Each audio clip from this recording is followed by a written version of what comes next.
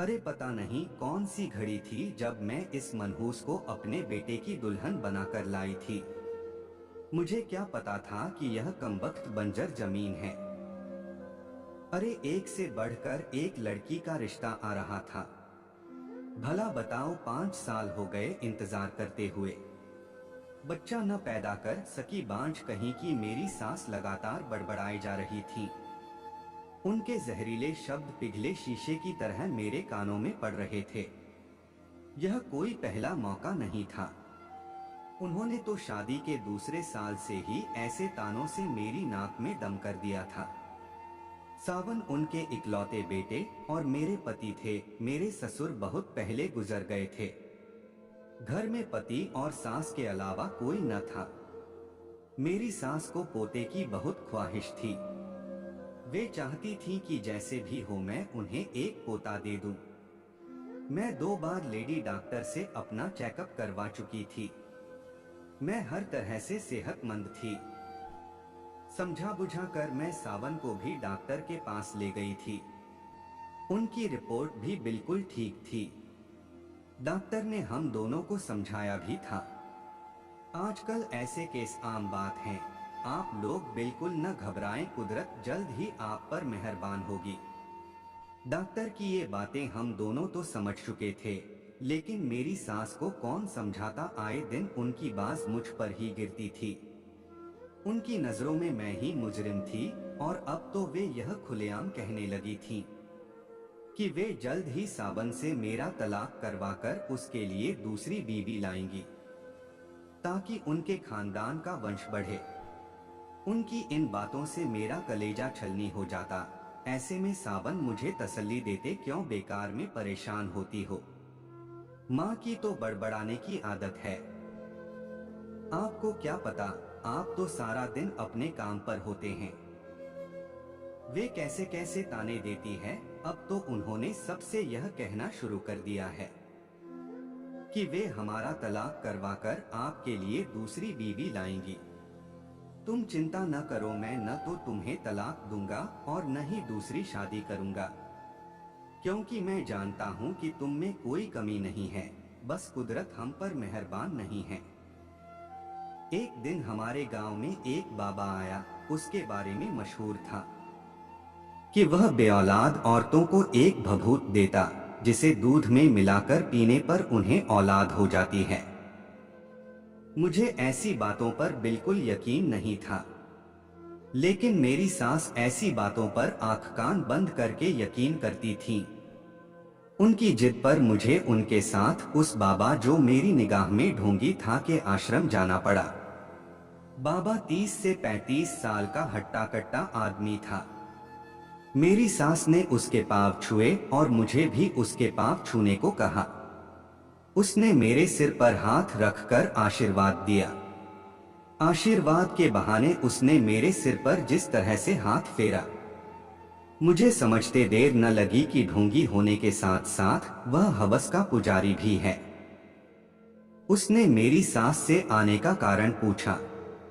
सास ने अपनी समस्या का जिक्र कुछ इस अंदाज में किया कि ढोंगी बाबा मुझे खा जाने वाली निगाहों से घूरने लगा।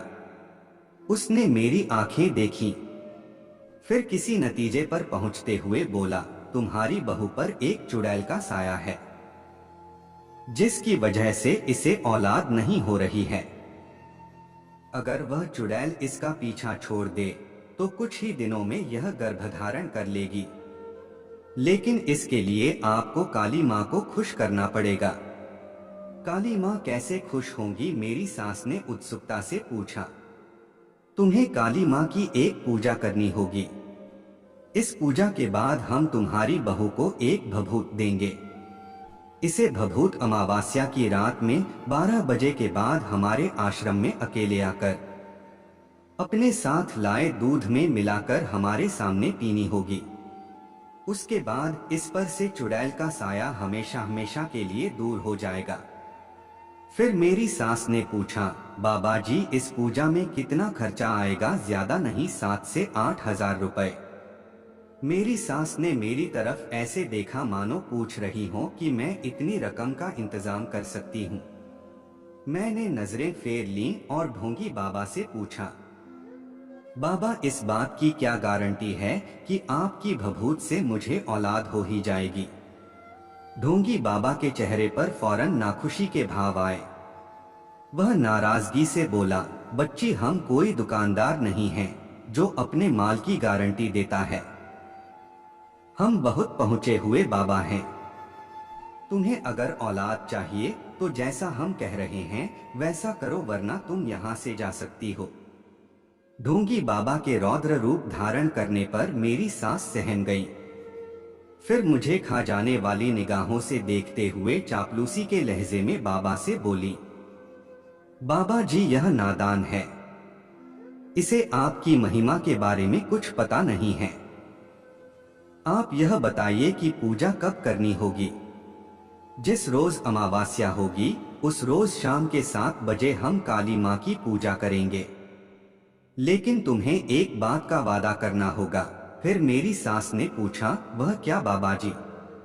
तुम्हें इस बात की खबर किसी को भी नहीं होने देनी है, यहाँ तक कि अपने बेटे को भी नहीं। अगर किसी को भी इस बात की भनक लग गई तो समझा उसने अपनी बात अधूरी छोड़ दी। मेरी सास ने ढोंगी बाबा को फौरन यकीन दिलाया कि वे किसी को इस बात का पता नहीं चलने देंगी। उसके बाद हम घर आ गए। 3 दिन बाद अमावस था। मेरी सास ने किसी तरह पैसों का इंतजाम किया और फिर पूजा के इंतजाम में लग गई। इस पूजा में मुझे शामिल नहीं किया गया। मुझे बस रात को उस ढोंगी बाबा के पास एक लोटे में दूध लेकर जाना था। मैं ढोंगी बाबा की मनसा अच्छी तरह जान चुकी थी, इसलिए आधी रात होने पर मैंने अपने कपड़ों में एक चाकू छिपाया और ढोंगी के आश्रम में पहुंच गई। ढोंगी बाबा मुझे नशे में झूमता दिखाई दिया। उसके मुंह से शराब की बू आ रही थी। तभी उसने मुझे वहीं बनी एक कुटिया में जाने को कहा। मैंने कुटिया में जाने से फौरन मना कर दिया। इस पर उसकी भवें तन गईं। वह धमकी देने वाले अंदाज में बोला, तुझे औलाद चाहिए या नहीं? अपनी इज्जत का सौदा करके मिलने वाली औलाद से मैं बेऔलाद रहना ज्यादा पसंद करूंगी।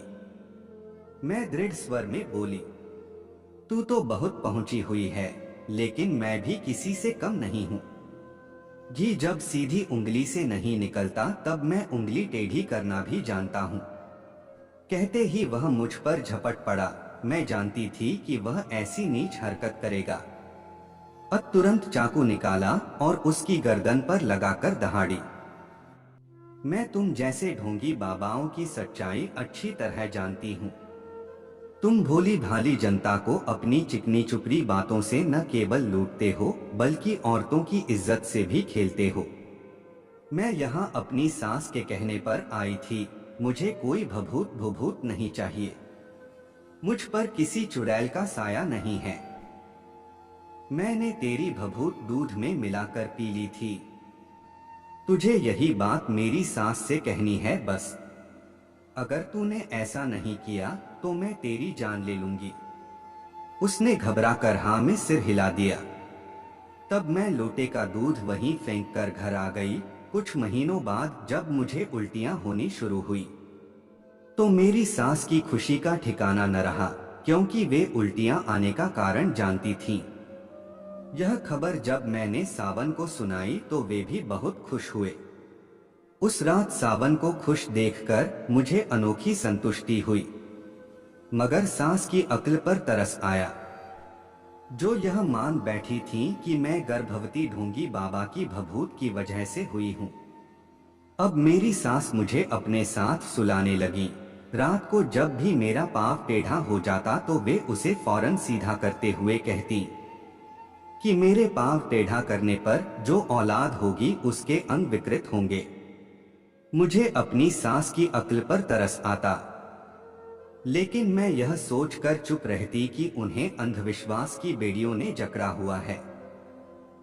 एक दिन उन्होंने मुझे एक नारियल लाकर दिया और कहा कि अगर मैं इसे भगवान गणेश के सामने एक झटके से तोड़ दूंगी तो मेरे होने वाले बच्चे के गालों में गड्ढे पड़ेंगे, जिससे वह सुंदर दिखा करेगा। मैं जानती थी कि ये सब बेकार की बातें हैं। फिर भी मैंने उनकी बात मानी और नारियल एक झटके से तोड़ दिया। लेकिन इसी के साथ मेरा हाथ भी जख्मी हो गया और खून बहने लगा। लेकिन मेरी सास ने इसकी जरा भी परवाह नहीं की और गणेश की पूजा में लीन हो गई। शाम को काम से लौटने के बाद जब सावन ने मेरे हाथ पर बंधी पट्टी देखी तो इसका कारण पूछा। तब मैंने सारी बात बता दी। तब वे बोले, राधिका, तुम तो मेरी माँ को अच्छी तरह से जानती हो। वे जो ठान लेती हैं उसे पूरा करके ही दम लेती हैं। मैं जानता हूं कि आजकल उनकी आंखों पर अंधविश्वास की पट्टी बंधी हुई है, जिसकी वजह से वे ऐसे काम कर रही हैं जो उन्हें नहीं करने चाहिए। तुम मन मार कर उनकी सारी बातें मानती रहो, वरना कल को कुछ ऊंच नीच हो गई तो वे तुम्हारा जीना हराम कर देंगी। सावन अपनी जगह सही थे। जैसे जैसे मेरा पेट बढ़ता गया वैसे वैसे मेरी सास के अंधविश्वासों में भी इजाफा होता गया। वे कभी कहती कि चौराहे पर मुझे पाँव नहीं रखना है, इसीलिए किसी चौराहे पर मेरा पाँव न पड़े। इसके लिए मुझे लंबा रास्ता तय करना पड़ता था। इससे मैं काफी थकावट महसूस करती थी, लेकिन अंधविश्वास की बेड़ियों में जकड़ी मेरी सास को मेरी थकावट से कोई लेना देना नहीं था। 8वां महीना लगने पर तो मेरी सास ने मेरा घर से निकलना ही बंद कर दिया और सख्त हिदायत दी कि मुझे न तो अपने मायके जाना है और न ही जलती होली देखनी है। उन्हीं दिनों मेरे पिताजी की तबीयत अचानक खराब हो गई।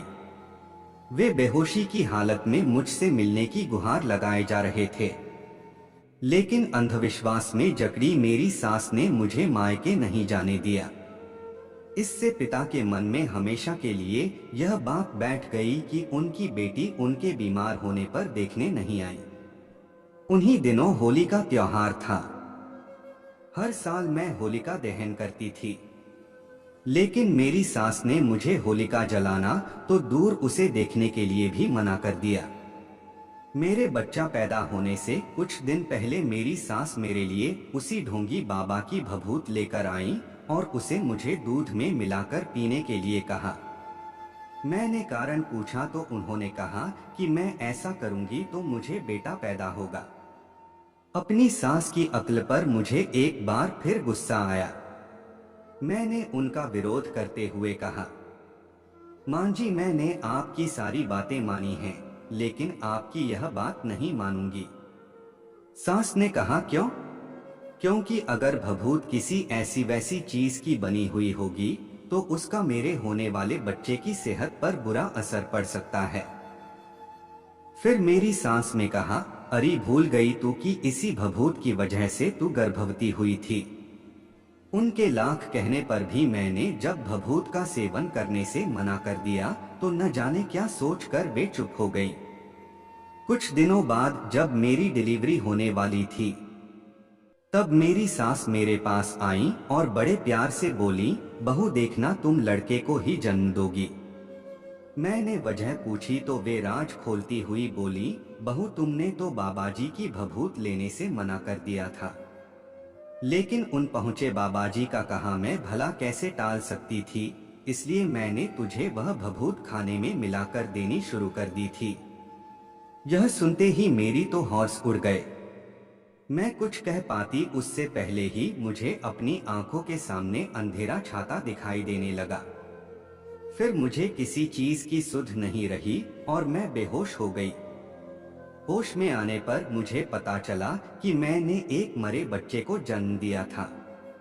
ढोंगी बाबा ने मुझसे बदला लेने के लिए उस भभूत में संखिया जहर मिला दिया था।